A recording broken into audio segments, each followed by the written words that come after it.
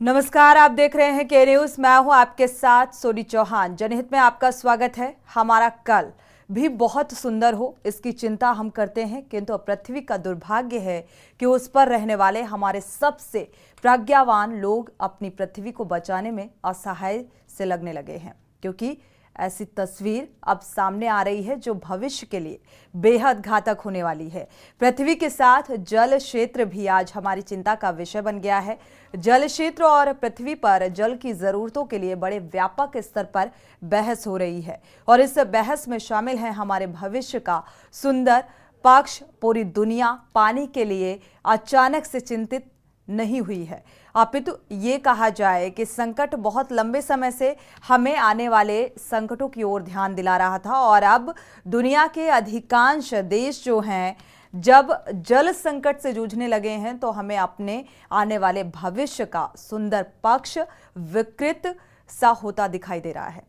संयुक्त राष्ट्र विश्व जल विकास रिपोर्ट साझेदारी और सहयोग के जुड़ाव विषयों पर केंद्रित है और हम इसमें ये बताया गया है विस्तार से कि 2 अरब लोगों के पास सुरक्षित पेयजल उपलब्ध नहीं है। 3.6 अरब लोग सुरक्षित रूप से प्रबंधित स्वच्छता सुविधाओं तक पहुंच से दूर हैं।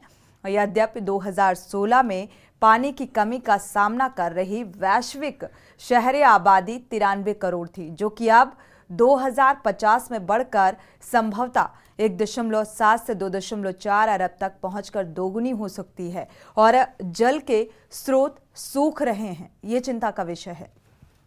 इनका सूखना जीवन का सूखना है और आज स्वीकार करना पड़ेगा कि सबसे अहम जल है और इसको यदि प्राथमिकता से ज्यादा निवेश करके नहीं बचाया गया तो सतत विकास लक्ष्य हम हासिल नहीं कर सकेंगे। और ये भी बहुत बड़ा सत्य है कि इस तरह के एजेंडे और निवेश में कोताही की गई तो भारत समेत दुनिया भर को संयुक्त राष्ट्र के सतत विकास लक्ष्य के 17 में से किसी भी लक्ष्य को हासिल करना मुश्किल हो जाएगा। और आपको बता दें कि दुनिया भर में लगभग 900 नदियों, झीलों और जल आधारित प्रणालियों का 153 देश मिलकर उपभोग करता है और ये नदियां ना होती तो झीलें भी ना होती, जल स्रोत के दूसरे साधन ना होते और गांव-गांव तालाब और कुएं ना होते तो क्या होता, कल्पना करना बेहद मुश्किल है।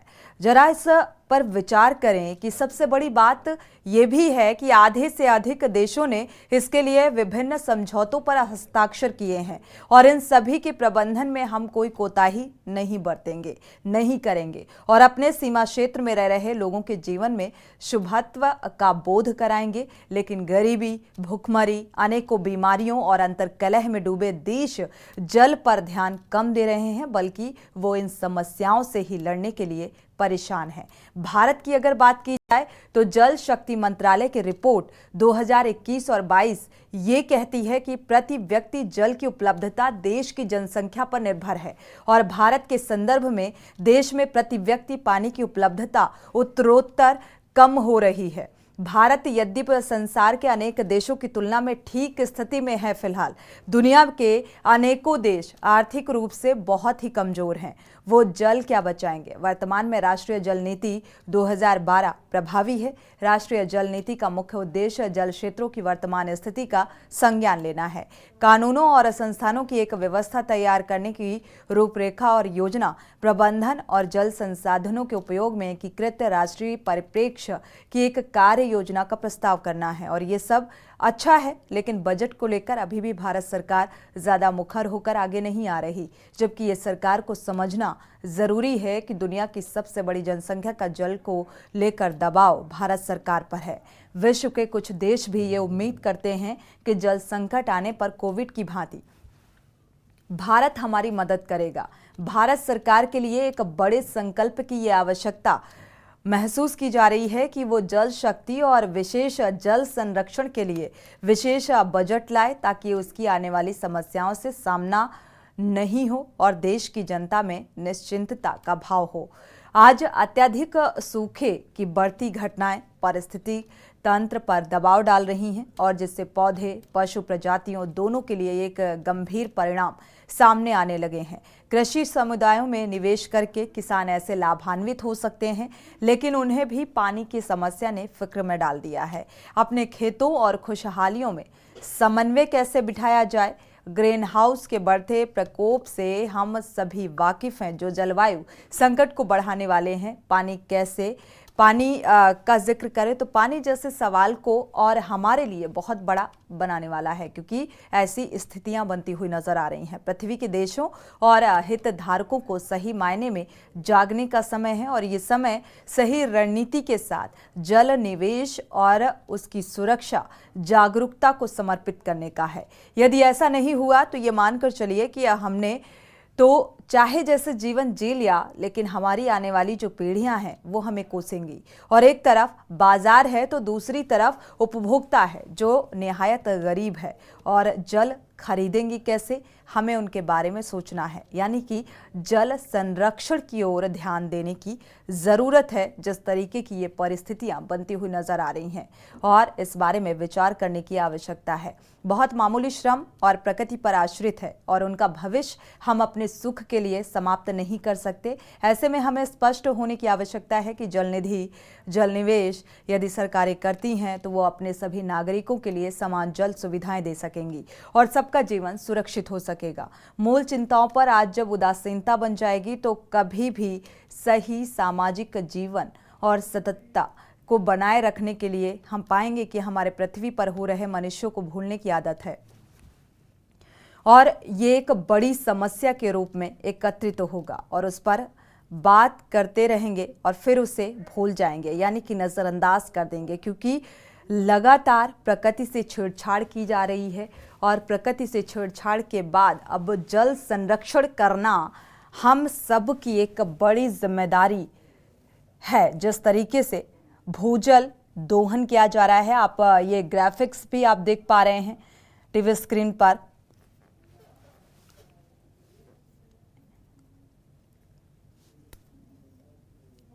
तो झारखंड में सालाना भूजल जो दोहन है वो बढ़ा है और इसको गंभीरता से लेने की जरूरत है।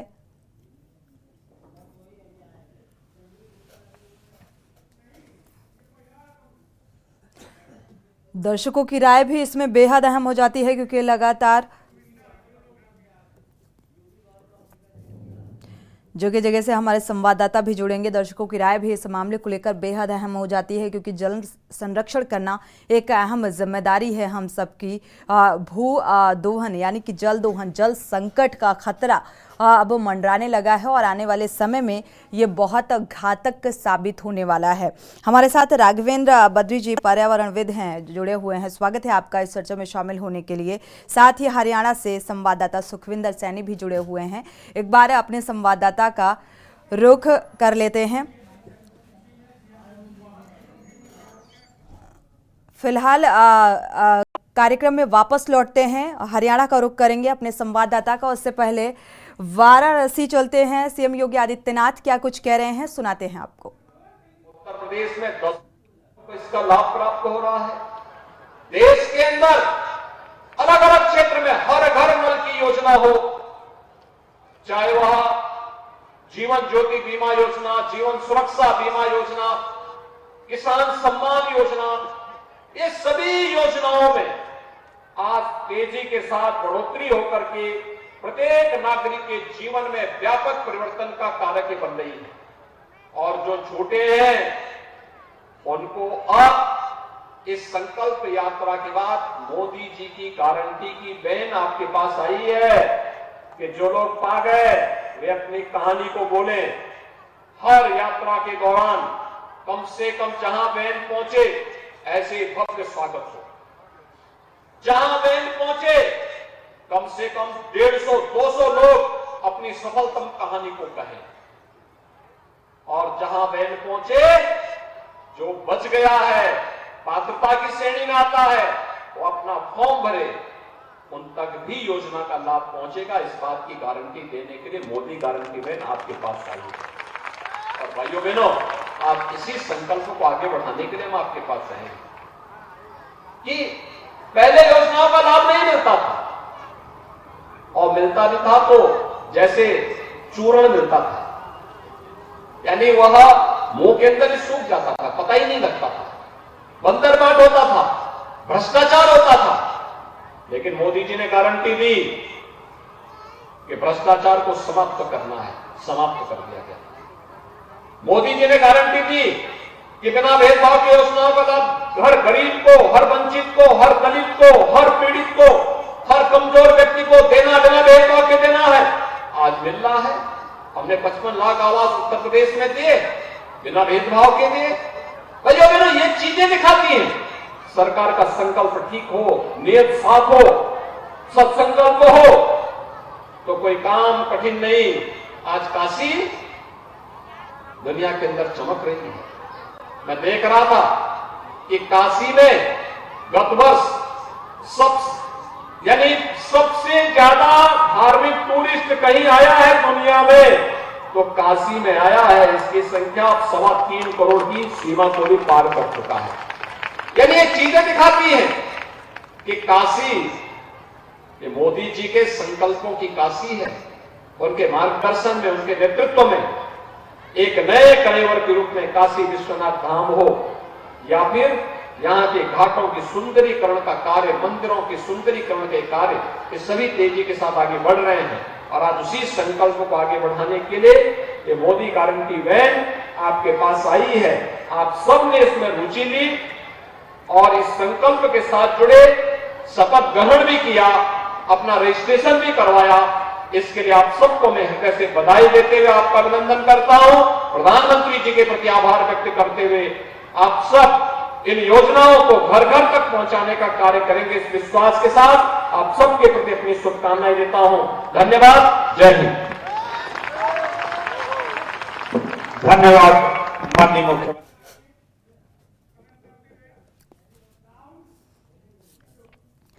तो आप वाराणसी से सीएम योगी आदित्यनाथ को सुन पा रहे थे। और इसके बाद आपको बता दें, क्योंकि प्रधानमंत्री नरेंद्र मोदी का दौरा होना है और इससे पहले निरीक्षण और जायजा और जनसभा को संबोधित करते हुए नजर आए और साथ ही मोदी गारंटी का जिक्र कर रहे थे। इस जनसभा संबोधन के दौरान अपने प्रोग्राम में वापस लौटते हैं जनहित में। हमारे साथ संवाददाता भी जुड़े हुए हैं। दिल्ली से प्रवीण संवाददाता, हरियाणा से सुखविंदर सैनी जुड़े हुए हैं और राघवेंद्र बद्री जी पर्यावरणविद हमारे साथ इस चर्चा में जुड़े हुए हैं। एक बार हरियाणा का रुख कर लेते हैं सुखविंदर सैनी का। सुखविंदर, अगर देखा जाए भूजल संकट की स्थिति आन पड़ी है, अगर देखा जाए अब ये स्थितियां, कहा जा रहा है जो सर्वे के आधार पर अगर बात की जाए तो कहा जा रहा है 2025 तक जो स्थिति है वो बेहद घातक साबित हो सकती है, यानी कि इसके दुष्परिणाम जो हैं वो दिखाई देने शुरू हो जाएंगे। जी बिल्कुल, अगर हम आपने बहुत एक बात कही है, 2025 तक जो है ये एकदम डेंजर जोन में जो चला जाएगा। और अभी बहुत जो खतरनाक आंकड़े हैं कि जो एक सर्वे रिपोर्ट है कि 76% पानी जो है धरती में से खत्म हो चुका है। बहुत खतरनाक आंकड़े हैं जिसको सुनने से एकदम कांप जाता है, शरीर कांप जाता है, बड़े बड़े कांप जाते हैं। बहुत खतरनाक आंकड़े सामने आ रहे हैं। अगर इसकी समय रहते, अगर इसकी अभी भी समय रहते, अगर इसका बचाव नहीं किया गया तो बहुत खतरनाक नतीजे जो सामने आ सकते हैं। एक बहुत गहरी समस्या आज के दिन में जो है ये पानी की बन चुकी है। बिल्कुल सुखविंदर, क्योंकि लगातार अब ये, क्योंकि सर्वे में जो रिपोर्ट निकलकर सामने आई है ये एक चिंता का विषय भी बन गया है और इसी को लेकर जनहित में इस मुद्दे को उठाया है। हमारे साथ प्रवीण संवाददाता दिल्ली से भी जुड़े हुए हैं।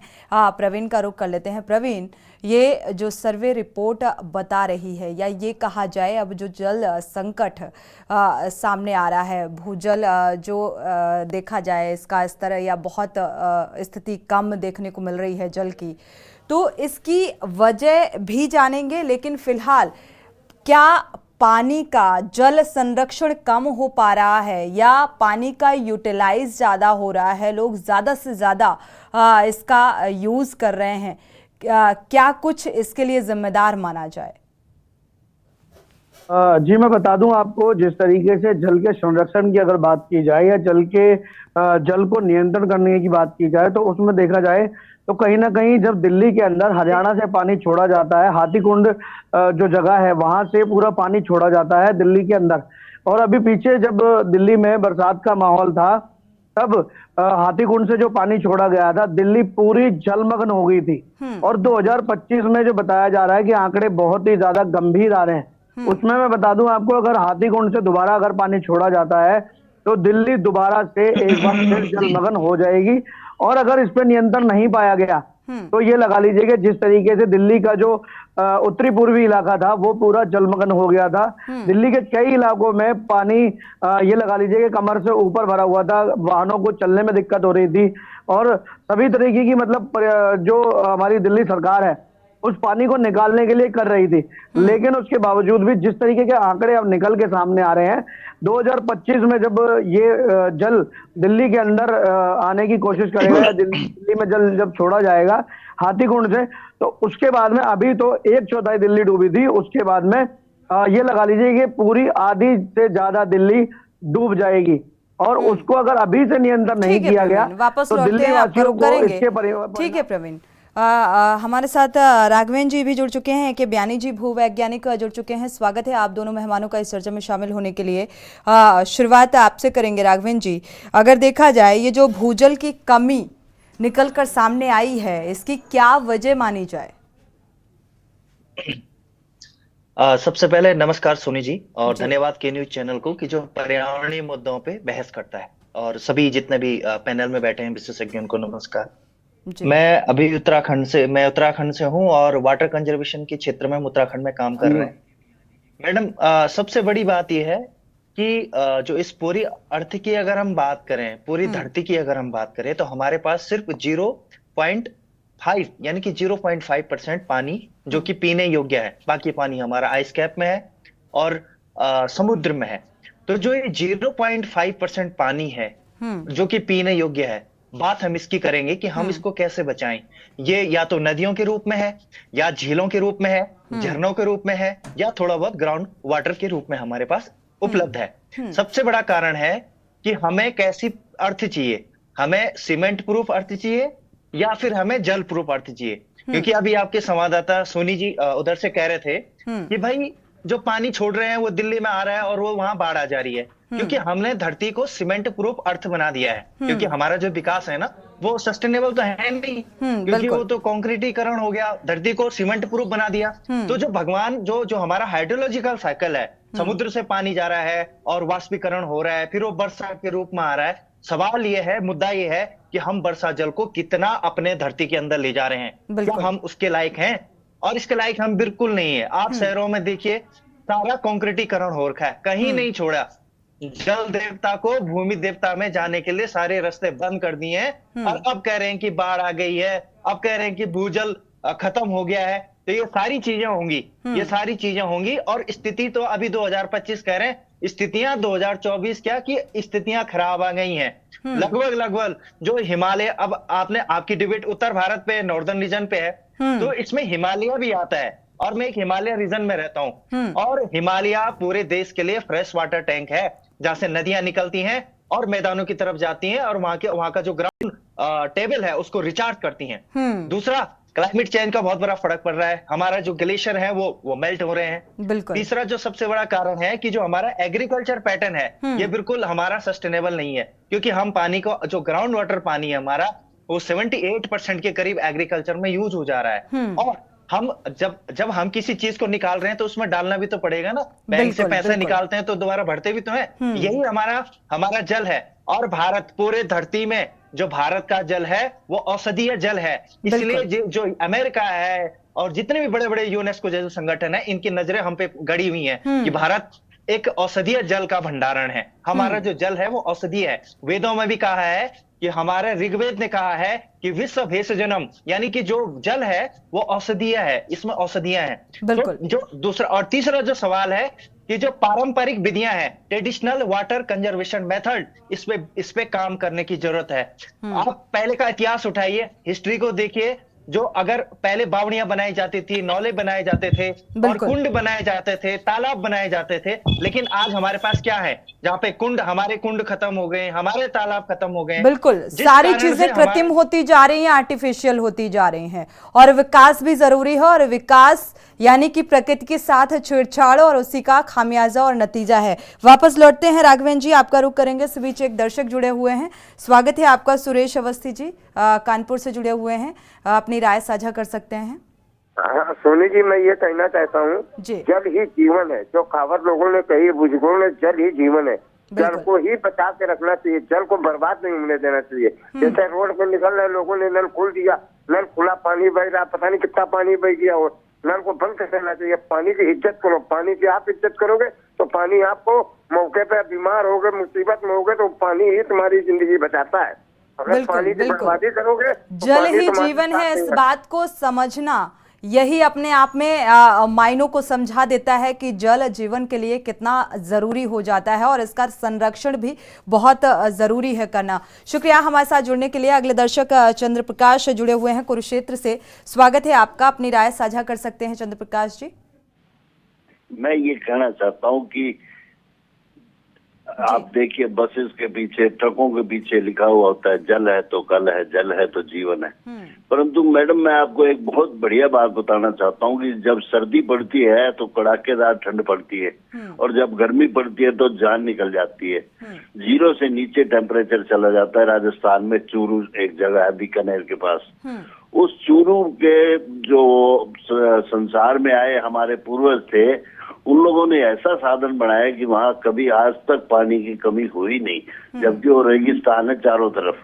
मैं ये कहना चाहता हूँ कि उन्होंने जब मकान बनाया तो उसमें ऐसा सिस्टम बनाया कि 4 अगर कमरे बने तो चारों छतों का पानी एक कुंड में आ जाता है, और उस कुंड का वो साफ पानी पूरे साल इस्तेमाल करते हैं। मैं ये कहना चाहता हूँ कि जब संरक्षण, आपने जल का संरक्षण ही नहीं किया तो जनता तरसेगी, आने वाली पीढ़ी तरसेगी। इसलिए जल का संरक्षण जरूरी है, और लोगों को गूगल के माध्यम से ये देखना चाहिए, सर्च करना चाहिए क्या ये चूरू वाली बात सही है या नहीं। क्योंकि मैं तो और यहाँ पर जो एग्जाम्पल दिया है आपने कि छतों का पानी एक कुंड में संरक्षित किया जाता है, ये बेहद महत्वपूर्ण बात है। शुक्रिया हमारे साथ जुड़ने के लिए। अगले दर्शक सोम जुड़े हुए हैं, स्वागत है आपका सोम जी, अपनी राय साझा कर सकते हैं। जी सोम जी, टीवी का वॉल्यूम कम कर लीजिए, इसके बाद अपनी बात को रखिए। श्योर। नमस्कार जी जी मैम, जो आपका इस सेगमेंट चल रहा है, सबसे पहले तो आपको थैंक यू बोलना चाहूंगा कि आप इस मुहिम के लिए आप समय समय पे ऐसे प्रोग्राम्स करते रहती हैं जी। एंड अब पॉइंट पर आते हैं जल संरक्षण के लिए। देखिए, सबसे बड़ी ये हम लोगों के लिए, सब ऑल ओवर वर्ल्ड, ये सबसे बड़ा हमारे लिए चुनौती है कि हमें जल को कैसे संरक्षित करना है। कोशिश कर रही है सरकारें, लेकिन अभी आप देखेंगे, मैं बांदा जिले यूपी से बात कर रहा हूँ।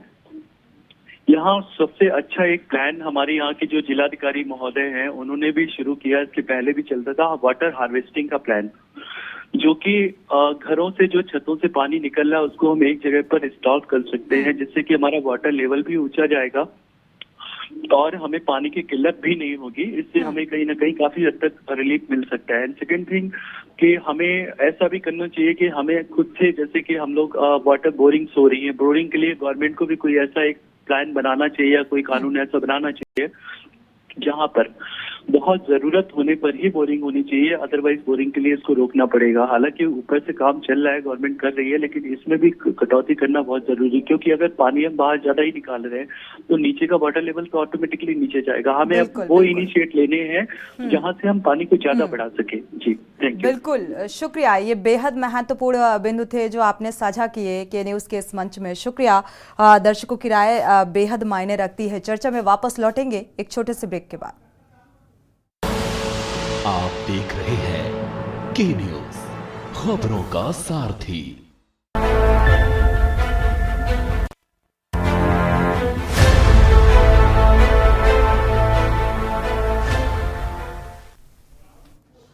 ब्रेक से वापस आ रहे हैं। लगातार हम चर्चा कर रहे हैं जल का संकट, जो कि कहा जा रहा है भूजल में जिस तरीके से कमी देखने को मिल रही है, तो आने वाले समय में वाकई ये काफ़ी चिंता का विषय भी है और इसको लेकर क्या कुछ रणनीति, क्या कुछ योजना होनी चाहिए जिससे इस संकट से निजात मिल सके? क्या पुरानी पद्धति में एक बार फिर से लौटना होगा?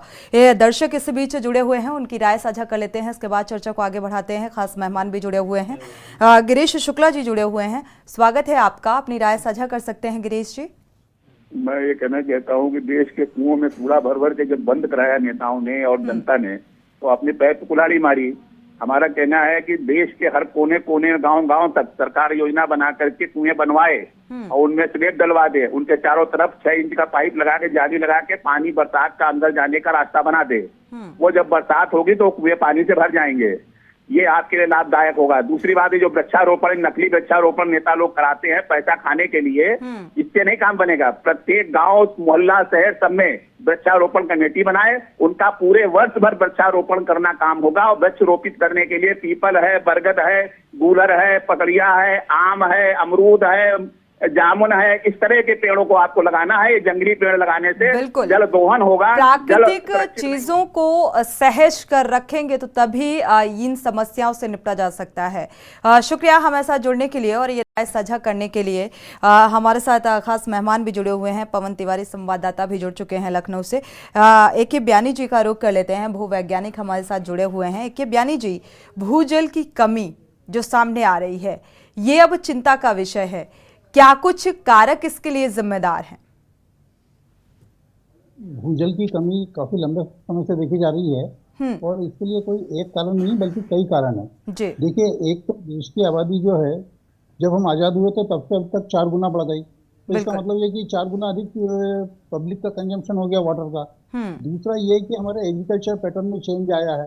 पहले हम ड्राई क्रॉप्स जिसमें कम पानी लगता था वो उगती है, और आजकल हर जगह गन्ना और धान और इस तरह की जो हाई यील्डिंग या हाई वैल्यू की क्रॉप्स लगती हैं, तो उनके कारण भी हमारा कंजम्पशन बढ़ रहा है। तीसरा कारण जो मुझे लगता है कि जो एक फ्री इलेक्ट्रिसिटी दी जाती है किसानों को, वो भी एक बहुत बड़ा फैक्टर है कि अगर मोटर चल रही तो चलने दो, जितना निकल रहा है निकलने दो, पानी देखा जाएगा, क्योंकि पैसा तो बिजली का लग नहीं रहा है। इस तरह से अब ये सब सारी चीजें इकट्ठी हो जाती है, तो इससे क्या हो रहा है कि हमारा एग्रीकल्चर भी इनफेक्टिव हो रहा है और वो ज्यादा वाटर कंजम्पशन कर रहा है, जबकि उस प्रोपोर्शन में जितना वाटर कंजम्पशन हम यूज कर रहे हैं उतना पानी मिल नहीं रहा है। और दूसरी चीज है कि एक बात और बता दूं मैं यहाँ कि जो है हमारे देश की साइज है, जितना इसका आकार है, उसके कंपेरिजन में हमारे यहाँ पर बहुत अधिक बारिश होती है। दुनिया की सर्वाधिक बारिश हिंदुस्तान में ही होती है, क्योंकि जो हम आकार के अनुपात में देखें तो ये कहना है कि हमारे यहाँ बारिश कम हो रही है, ये तो नहीं है। बारिश तो काफी हो रही है। बारिश में भी थोड़ा सा पैटर्न चेंज हो रहा है कि एकाएक टोरेंशियल रेन होती है और एकाएक बहुत अधिक पानी गिरता है, तो वो पानी बहुत अधिक गिरता है तो निश्चित रूप से नदी नालों के माध्यम से ही समुद्र की तरफ बहता है। अब अगर धीरे धीरे बारिश होगी तो जमीन के अंदर ज्यादा पानी उतरेगा, और अगर एक बारिश हुई तो पानी कम उतरेगा। तो ये सारे फैक्टर एक साथ मिल गए।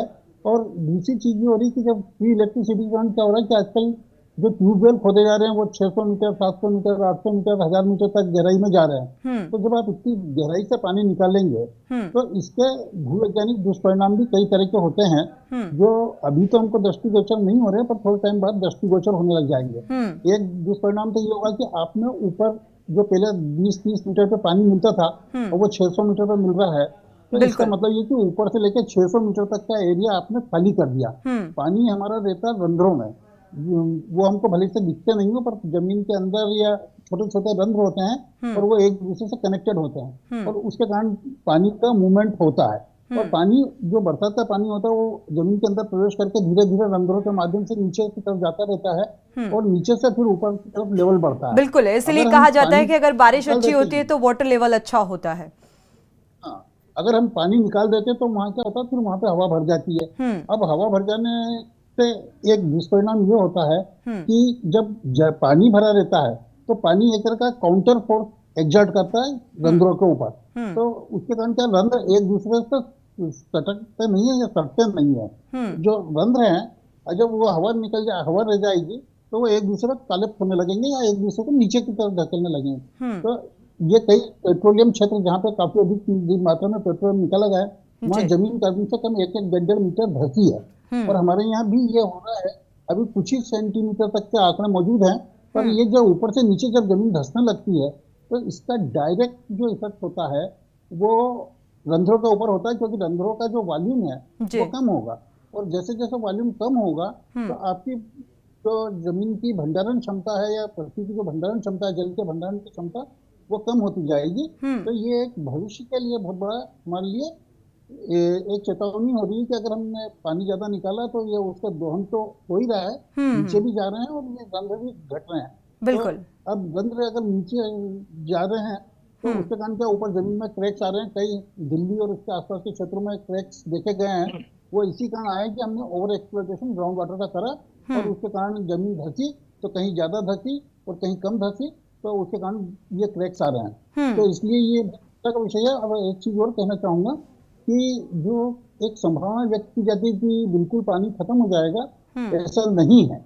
पानी आप जितना आ रहा है उसमें से काफी कुछ हद तक जमीन के अंदर जाता है, वो तो जाएगा ही जाएगा।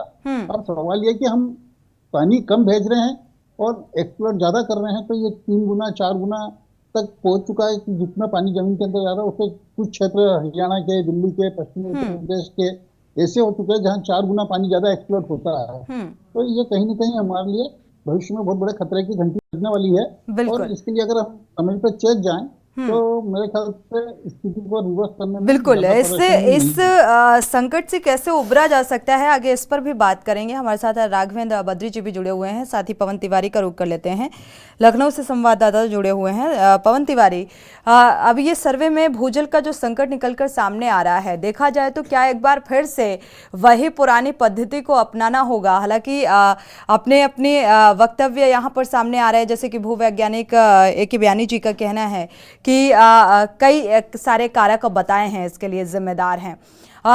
इसको जल संरक्षण को लेकर लोग कितने अवेयर हैं? क्योंकि अभी भी देखा जाए ज़्यादा से ज़्यादा लोग समरसिबल लगवाते हैं, फिर उसका पानी का बहुत ज़्यादा बर्बादी होती है, जल संरक्षण की ओर ध्यान नहीं दिया जाता है। इसको लेकर भी अवेयरनेस की ज़रूरत है जो आम जनमानस में नज़र नहीं आती है। जी सोनी, आपको बिल्कुल बता दें, जो जल है, जल ही जीवन है, इसको सभी लोग जानते हैं, लेकिन इसको लेकर लोग अवेयर नहीं है। अगर बात की जाए सरकार की, तो सरकार लगातार जल संरक्षण के लिए प्रचार प्रसार भी कर रही है और लगातार अभियान भी चला रही है। और जो भी सरकारी बिल्डिंगें हैं उसमें जल स्टोर के लिए भी व्यवस्थाएं बनाई जा रही है। लेकिन अगर पब्लिक की बात की जाए, आम जनमानस की बात की जाए, तो अभी आम जनमानस इस ओर बिल्कुल भी ध्यान नहीं दे रहा है। इसका दुष्परिणाम हमें आने वाले दिनों में भुगतना पड़ सकता है। तो जिस तरह रिपोर्ट आ रही है 2030 के बाद बड़ी आबादी को जल संकट का सामना करना पड़ेगा, उसको देखते हुए अभी से यदि जो जनमानस है वो गंभीर नहीं हुआ तो आने वाले दिनों में जो जल संकट है वो काफी ज्यादा बढ़ जाएगा, उसका दुष्परिणाम लोगों के सामने आ जाएंगे।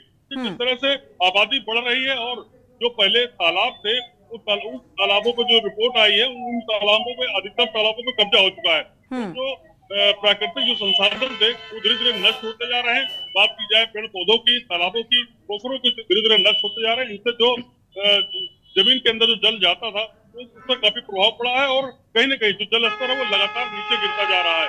सिर्फ शहर की बात कर ली जाए तो जल स्तर में लगातार गिरावट होती जा रही है और जो जनता है अभी इस ओर बिल्कुल ध्यान नहीं दे रही। लगातार समरसेबल के माध्यम से जल निकासी की जाती है, जहाँ 1 बाल्टी पानी की जरूरत हो वहाँ 4 बाल्टी पानी जो है यूज किया जाता है। यहाँ तक कि जो अगर गाड़ी की धुलाई भी करनी है तो उसमें भी जो स्वच्छ जल है, पानी पीने वाला है, उसी से उसकी धुलाई की जा रही है। तो कहीं ना कहीं इसको बिल्कुल ध्यान देने की जरूरत है और इससे केवल सरकार ही इसमें कुछ नहीं कर सकती। इसमें आम जनमानस को पूरी तरह से अपना रोल अदा करना पड़ेगा, जिससे जो आने वाले दिनों में जल संकट होने वाला है उससे जो है निपटा जा सके। क्योंकि केवल सरकार की जिम्मेदारी नहीं, ये पूरे जनमानस की जिम्मेदारी है, पूरे भारतवासियों की जिम्मेदारी है कि इस तरह से जल संकट धीरे धीरे बढ़ रहा है, जल संकट की ओर भारत बढ़ रहा है, उससे जो है निजात मिल सके। जी बिल्कुल, शुक्रिया आप सभी का ऐसा जानकारी को साझा करने के लिए। प्रवीण आपका भी, पवन तिवारी आपका भी और सुखविंदर आपका भी बहुत बहुत शुक्रिया। हमारे खास मेहमान जुड़े हुए हैं भूवैज्ञानिक और पर्यावरणविद। हम राघवेंद्र जी का रुख कर लेते हैं एक बार। राघवेंद्र जी, जो कई कारक यहाँ पर A.K. बयानी जी ने जिक्र किया, आपने सुना होगा बखूबी, साथ ही कई दर्शक जुड़े जिन्होंने इस बात का जिक्र किया कि जो वर्षा का पानी है उसको एग्जाम्पल भी दिया कि कहीं कहीं पर ऐसी व्यवस्था है जहां पर वर्षा का पानी अगर छतों का है तो उसे संरक्षित किया जाता है एक कुंड बनाकर। और आपने देखा होगा पहले बहुत सारे नलों का पानी या नल इतने ज़्यादा होते थे, नलकूप होते थे और कुएं होते थे, या नदी और तालाब का अगर जिक्र करें, आजकल तो तालाब भी लोगों ने वहाँ पर भी विकास के लिहाज से ही सही लेकिन उनको भी पक्का बना दिया गया है। तो ये क्या सारे फैक्ट यहाँ पर सामने आ रहे हैं और उसी की वजह से ये सारी चीज़ें सामने आ रही हैं कि भूजल का संकट यहाँ पर नजर आ रहा है, गहराता जा रहा है। बिल्कुल सोनी जी, और अभी हमारे सर ने बियानी जी ने बहुत अच्छी बात कही कि भाई जितना हम निकाल रहे हैं उतना हम उसमें डाल नहीं रहे हैं। और यही बात हमने अभी आपसे बताई कि हम जो हमारा भूजल जल भंडारण है, यानी कि जो एक्वेफर है लैंड के अंदर, उससे हम पानी तो निकाल रहे हैं लेकिन उसके अंदर पानी जाने के जो संसाधन है उनको हमने खत्म कर दिया। यानी कि हमने कंक्रीट प्रूफ अर्थ को बनाने की तरफ हम जा रहे हैं लगातार। दूसरा ये है कि अगर मैं हिमालय के परिप्रेक्ष्य में बात करूं तो यहाँ पे जो हर पूरे भारत की अगर मैं बात करूं तो हर किसी का अपना एक इंडिजिनस वाटर कंजर्वेशन मेथड होता है। अभी उन्होंने कितनी अच्छी बात कही, राजस्थान में वो अपना एक रेन वाटर हार्वेस्टिंग करते हैं, उसके बाद उसके एक अपने कुंड में डालते हैं। तो हमारा जो इंडिजिनस मेथड था वाटर कंजर्वेशन का, ये बहुत ही पावरफुल था, चाहे वो कुंड के रूप में हो, बावड़ी के रूप में हो, नौले के रूप में हो, या जितने भी हमारे पोखर हैं जो शहर के अंदर बनाए जाते थे। और आज भी अगर आप देखेंगे कि राजस्थान में ऐसे तमाम पोखर हैं, महलों के अंदर हैं, जिनमें कि पानी का संरक्षण किया जाता था। सवाल दूसरा ये भी है कि क्या अगर हम कॉन्शियसनेस पे भी मैं बात करूंगा, क्योंकि हम बड़ी बड़ी बातें करते हैं, अभी जल ही नहीं बल्कि अभी मिट्टी का भी संकट है, क्योंकि मिट्टी भी जल से जुड़ी हुई है। आप जितने गहराई से पानी को निकालोगे उतना आपकी मिट्टी का मॉइस्चर भी खत्म होगा, आपकी मिट्टी की नमी भी खत्म होगी और आपकी यील्ड जो है, वो आपकी जो जमीन है वो बंजर की तरफ बढ़ती जाएगी। ये भी एक साइंटिफिक कॉज है। आप जितना ज्यादा अपनी लैंड में जितने गहराई से जितना ज्यादा वहां से वाटर निकालोगे। दूसरा ये कि प्लांटेशन यानी कि फॉरेस्ट हमारा जो ग्रीन कवर है वो कितना ज्यादा है। बिल्कुल। जमीन के अंदर पानी को ले जाने का सबसे बड़ा काम करता है वृक्ष, यानी कि फॉरेस्ट, यानी कि जब पर्कुलेशन या अंदर पानी के जो पानी को पर्कुलेट करेगा, जमीन के अंदर ले जाएगा, वो जो मिट्टी की कैपिलरी हैं जो अर्थ नीचे ग्राउंड वाटर से ले जाएंगी, वो फॉरेस्ट का काम होता है। तो फॉरेस्ट का बहुत बड़ा रोल होता है वाटर कंजर्वेशन में। और हमने पहले कहा कि भाई हमारे पीने योग्य जल की बात कितनी है, 0.5% जो पानी है, वो जो पीने योग्य है, जो हमारा स्वच्छ जल है, उसको हम पी रहे हैं, तो उसको हम सेव कैसे रखें। दूसरा बात यह है कि each drop should be conserve, एक बूंद जो है बारिश की वो संरक्षित होनी चाहिए, चाहे वो छतों में टैंक बने या चाहे वो शहरों के आसपास जो है वो तालाब बने। दूसरा ये है कि जो हमारा एग्रीकल्चर पैटर्न है इसे हमें चेंज करना पड़ेगा, इसको हमें कम से कम खपत वाली जो क्रॉप है इस पे आना पड़ेगा। जैसे मिलेट है, हम पहले मिलेट उगाते थे, तो मिलेट क्या होता था कि मिलेट पानी का कंजर्वेशन भी करता था, नाइट्रोजन फिक्सेशन भी करता था, और उसके लिए पानी की आवश्यकता ज्यादा नहीं होती थी, वो कम पानी में हो जाता था, यानी कि वो रेन वाटर से ही अपना सर्वाइव कर लेता था। दूसरा ये कि हम खेतों के किनारे ट्रेंचेस बनाते थे ताकि जो पानी है वो रन ऑफ ना हो, वो रुक जाए और जमीन के अंदर जाए। हिमालय में अगर हम हिमालय की बात करें, क्योंकि अपना जो भारत है वो अलग अलग भूभाग में बटा हुआ है, हिमालय है, फिर मैदान है, फिर नीचे समुद्र वाला एरिया है। तो हिमालय से हम पानी का कंजर्वेशन कर रहे हैं, वहां से हम करते हैं कि ट्रेंचेस बनाते हैं ताकि वो वहां पे रुक जाए और अंदर लीज हो जाए। सवाल लीज होने का है कि पानी जमीन के अंदर लीज कैसे हो। जब पानी रन ऑफ हो जाएगा तो नालों के जरिए और स्ट्रीम के जरिए, रिवर्स के जरिए नीचे ही जाएगा। वो क्या होगा, एक चैनल के द्वारा ही नीचे बहेगा। जगह जगह अगर हम पानी को रोकेंगे नहीं तो मुझे तो ये लगता है कि हर किसी को कॉन्शियसनेस लानी जरूरी है कि पानी हमारा है और हम अगर पानी को बचाएंगे तो हमारा भविष्य है। क्योंकि ऐसा नहीं कि पानी खोल दिया निकल गए। और हमने तो ये भी सुना है कि दिल्ली और बॉम्बे में अगर बच्चों को पूछें पानी कहाँ से आता है तो उनके पिताजी पूछते हैं तो वो कहते हैं कि बिस्लरी से आता है। और जब उनकी नेक्स्ट जनरेशन होगी तो पता ही नहीं वो क्या बोलेगी, उसको तो कुछ पता ही नहीं है। तो इस तरीके की जो अवेयरनेस है ना, ये डालनी जरूरी होगी है। अभी ये पूरे देश में एक एक बच्चे को एक एक पानी की एक एक बूंद का महत्व बताना पड़ेगा।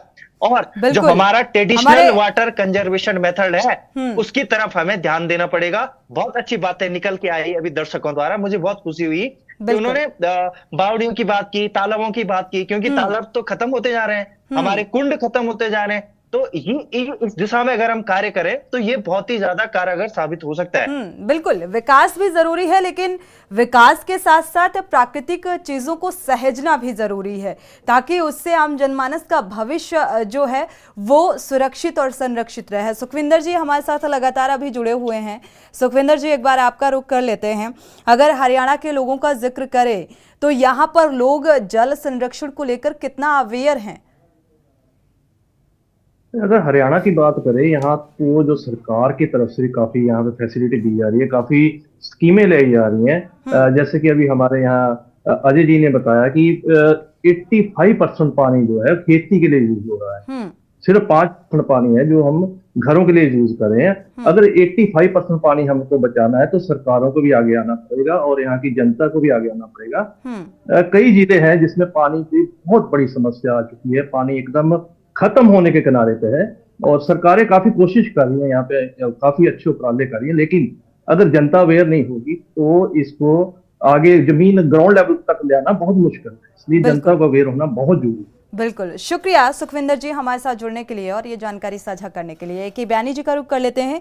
ए.के. बयानी जी, अगर देखा जाए कैसे हम इन कमी को दूर कर सकते हैं? सरकार के साथ साथ जनता की भी अवेयरनेस, भागीदारी उतनी ही जरूरी हो जाती है। हाँ, बिल्कुल जरूरी है जनता की भागीदारी। पर एक चीज मान के चलिए कि जो हमारा एग्रीकल्चर सिस्टम है वो हाईली इनएफिशिएंट है। जैसे मैंने पहले भी बोला कि हमारा बहुत अधिक पानी, चाहे सरफेस वाटर हो या ग्राउंड वाटर हो, सबसे ज्यादा एग्रीकल्चर में कंज्यूम होता है और उस प्रोपोर्शन में हमको यील्ड नहीं मिलती है। तो अब आपको ये टाइम आ रहा है कि एग्रीकल्चर में भी राशनिंग करना पड़ेगी कि एक कोई किसान के साथ मतलब एक एरिया वाइज समझौते होंगे कि भाई इस साल आप ये फसल उगाएंगे, इस साल ये फसल उगाएंगे। आप हर वक्त धान और शुगर केन या जो हाई वाटर कंज्यूमिंग वाली फसलें वो नहीं उगा पाएंगे। ऐसा करेंगे तो हम शायद पानी के जो वेस्टफुल कंजम्पशन है उसको रोक लगा सकते हैं। और दूसरा ये है कि अगर हम ग्राउंड वाटर के लेवल को नीचे ले जाने देंगे तो वो हम अपने पैरों पे ही कुल्हाड़ी मार रहे हैं। उसके लिए हमें बिजली की जो पैसा है किसानों से लेना पड़ेगा और जब एक बार वो पैसा देने लगेंगे तो हमें अपना कॉन्शियसनेस आ जाएगी कि भाई हम फालतू पानी का वेस्टेज नहीं करें। अभी तो क्या होता है कि जैसे बिजली आई उन्होंने पंप खोल दिया, पानी आ रहा है, बह रहा है, कोई बात नहीं, 2-4 साल बाद फिर हम डीप ड्रिलिंग करा लेंगे और ज्यादा बोरिंग हो जाएगी, हम और पानी निकालते रहेंगे।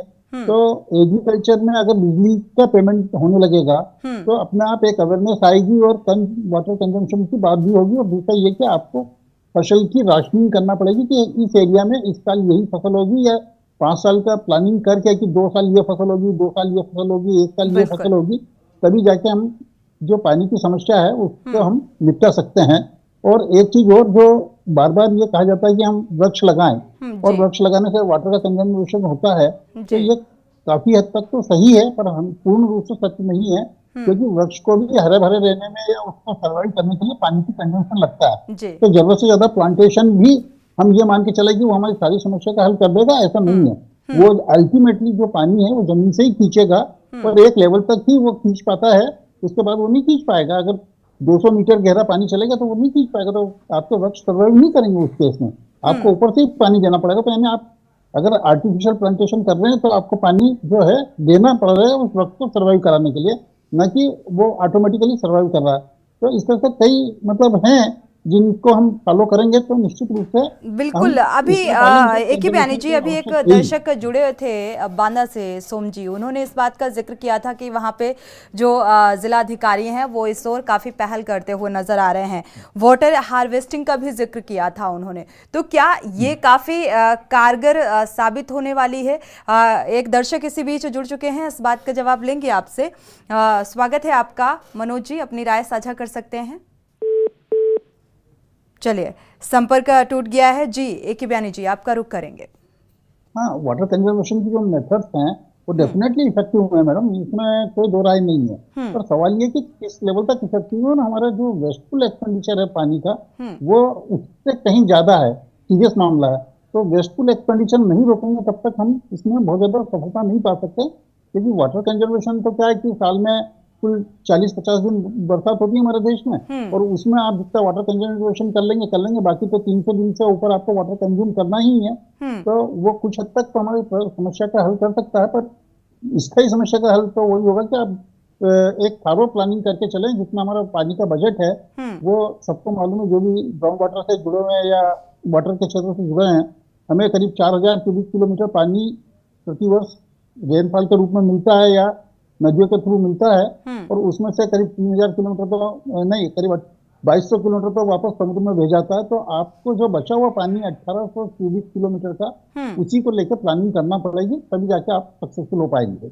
बिल्कुल, अगर इस समस्या पे ध्यान नहीं दिया गया तो मुझे लगता है आने वाले समय में जो खाद्य पदार्थ की चीजें हैं उनमें भी इसका असर देखने को मिलेगा। हाँ बिल्कुल मिलेगा, क्योंकि जो चीजें हैं, आबादी बढ़ रही है और फिर साथ साथ आबादी ही नहीं बढ़ रही, उसकी लॉन्जेटिविटी भी बढ़ रही है। तो 4 गुना आबादी, जैसे मैंने बोला, बढ़ी है, और आबादी की एज कम से कम 3 टाइम्स बढ़ गई है। जब हम आजाद हुए थे तो करीब 27-28 एवरेज एज थी, आज बढ़ के 75 के आसपास होने जा रही है। तो आप उसको अगर मल्टीप्लाई करें तो देखा जाए तो 1947 के मुकाबले हमारी आबादी 10 गुना बढ़ चुकी है। एक तो आबादी बढ़ी 4 गुना, और फिर जो लॉन्जेटिविटी बढ़ी है, तो वाटर कंजम्पशन तो बढ़ ही रहा है, और वाटर कंजम्पशन बढ़ रहा है तो आपकी रिक्वायरमेंट भी बढ़ रही है। तो रिक्वायरमेंट तो एक लेवल तक ही आप फुलफिल कर सकते हैं, तो कल से तो संकट आएंगे ही अगर इस तरह से, क्योंकि लॉन्जेटिविटी तो और बढ़ना ही है। जो हमारे मेडिकल में नए नए इन्वेंशन हो रहे हैं या नई नई चीजें आ रही है, उसको लॉन्जेटिविटी तो बढ़ना ही है। बिल्कुल, तो इन सारी चीजों को एक कॉम्प्रिहेंसिव व्यू लेके चलेंगे तब जाके हमें इसकी सक्सेस मिलेगी, सिर्फ आइसोलेटेड व्यू से नहीं मिलेगी इसमें। बिल्कुल, शुक्रिया है कि बयानी जी हमारे साथ जुड़ने के लिए, इस चर्चा में शामिल होने के लिए। साथ ही पर्यावरणविद आपका भी, राघवेंद्र जी, बहुत बहुत शुक्रिया इस चर्चा में जुड़ने के लिए और ये तमाम अहम बिंदुओं को साझा करने के लिए। लेकिन एक बड़ी समस्या, एक तरफ विकास को रफ्तार भी देना है, दूसरी तरफ जल भूजल का संकट जो गहराता हुआ नजर आ रहा है, इसको लेकर भी संजीदगी बरतनी है कि आने वाले समय में जल संकट का सामना ना करना पड़े, और जल संरक्षण को लेकर लोगों की अवेयरनेस भी बेहद जरूरी है। इसी के साथ जनहित में फिलहाल बस इतना ही। आगे खबरों के लिए आप देखते रहिए के न्यूज़ इंडिया।